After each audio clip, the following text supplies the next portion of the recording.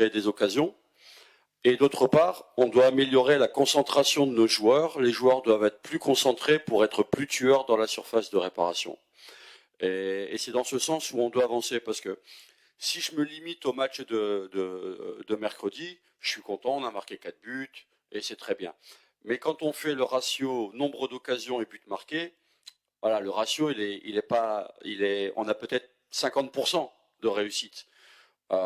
Demain, si on a 3 occasions, on peut pas avoir 50% ou on peut pas avoir 25%. Il faut tuer. On doit être plus tueur dans la surface. Mais je pense que c'est pas une qualité de joueur, c'est une question de concentration et d'état d'esprit. Bah, écoutez, moi je vais aller dans son sens parce que aujourd'hui, Hamza Egaman est un jeune joueur qui est en train de découvrir la Botola. Il a le sens du but, donc il faut qu'il continue à développer cette qualité parce il est vraiment attiré par la surface de réparation et par le but, mais il doit encore aujourd'hui parfaire son jeu. Il fait beaucoup trop de déplacements inutiles. Il doit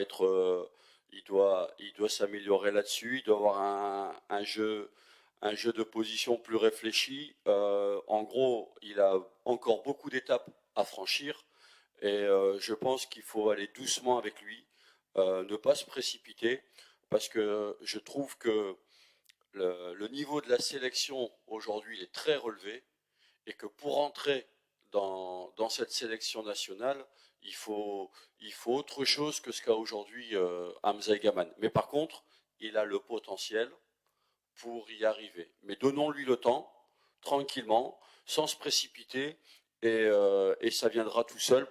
Par ses performances, ça viendra naturellement tout seul. C'est un groupe qui a envie d'avancer.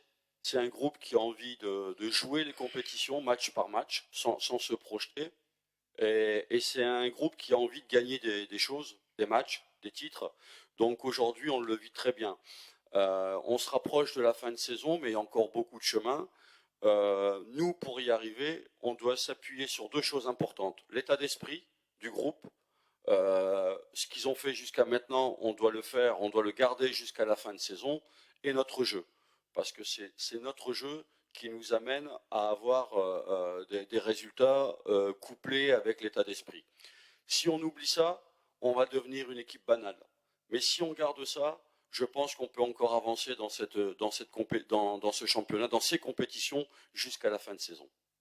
Écoutez, demain ça va être le 11e match depuis le 12 février, donc si on le calcule, il y a 35 jours, c'est beaucoup, c'est vrai.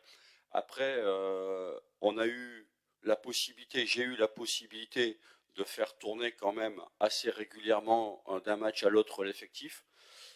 Tous ceux qui ont joué ont répondu présent, je viens de le dire, à travers l'état d'esprit, puisqu'on a eu des bons résultats pendant les 10 premiers matchs. Et j'espère que demain, le 11e, ce sera aussi un bon résultat. Et aussi, on a eu la chance de ne pas avoir de blessés. Pourquoi ? Parce que le staff médical a bien travaillé aussi sur le processus de récupération.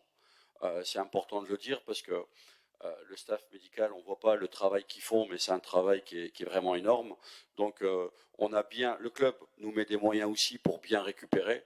Donc, si vous voulez, tous ces ingrédients font qu'on a pu passer à travers les gouttes, comme on dit, et on n'a pas eu de blessés, de suspendus, ce qui m'a permis d'avoir la possibilité de mettre un turnover en place. Mais c'est vrai que 5 semaines à 3 matchs, 11 matchs en 35 jours, c'est très très rare, même au niveau mondial. Si vous regardez les championnats européens, personne ne joue 5 semaines, 3 matchs par semaine. On a la chance d'avoir bien tenu. J'espère que demain, on n'aura pas plus de blessés et qu'on aura un bon résultat. Mais après, bon, voilà, la semaine prochaine, je pense que quelques jours de repos feront du bien à l'effectif. Parce qu'ils l'auront mérité. Quoi qu'il arrive demain, ils auront mérité quelques jours de repos.